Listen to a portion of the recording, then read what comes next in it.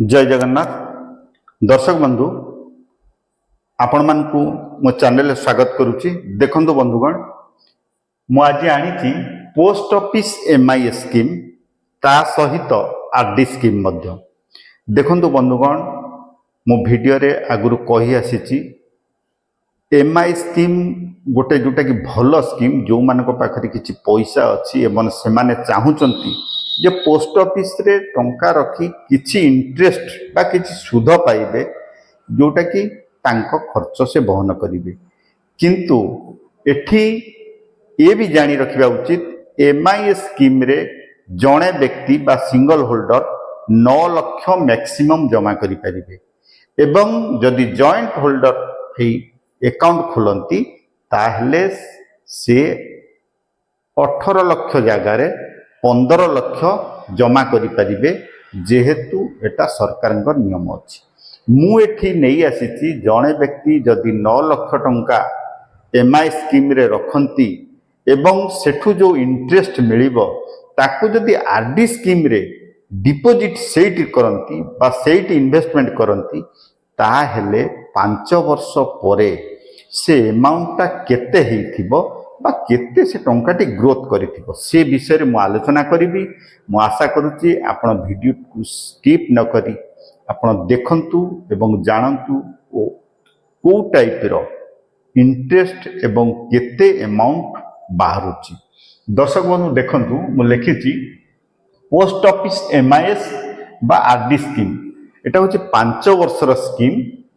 आपण जदि जणे व्यक्ति एमआईएस रे 9 लाख टंका डिपोजिट करंती वर्तमान सुधहार 6.7% सुधहार रे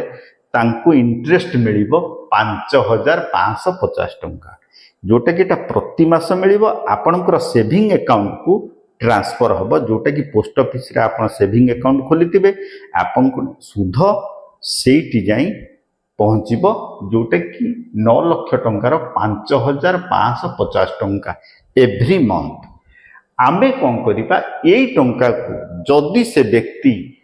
आरडी स्कीम रे सेट डिपोजिट करंती ताहले 6.7% सुधहार रे वर्तमान जहाँ सरकार करिचंती नियम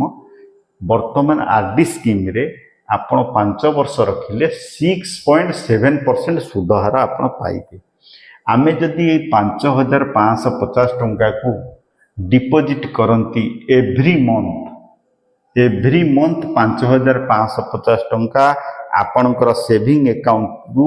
आरडी स्कीम की ट्रांसफर हो जिवो आपन को किछि करिवे को हबनी आपणकर एमआईएस टंका सेविंग्स रे आसी पहुंचला एवं सेविंग्स रु प्रति मास माइनस हो जिवो आपणको आरडी स्कीम की। आपण प्रति मास जदि डिपोजिट 5550 टंका करंती ताहेले आपण 5 वर्ष रे डिपोजिट करिवे 3,33,000 आपण को 5 वर्ष पर इंटरेस्ट मिलिबो 6.7% रे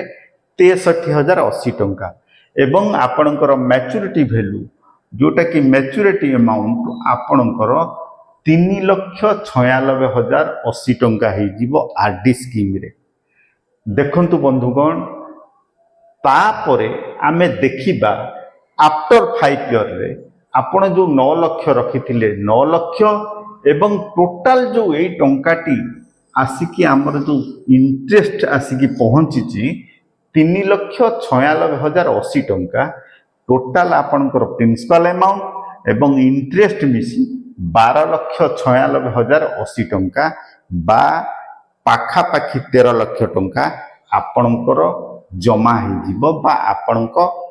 गोटे ग्रोथ बनी जीव टंका जोटा कि 13 लाख टंका पाखापाखि।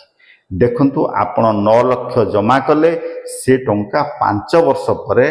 आपणकर 13 लाख पाखापाखि पहुँची जीव जदि आपण स्कीम टाकू एई भली भाव रे नियंती।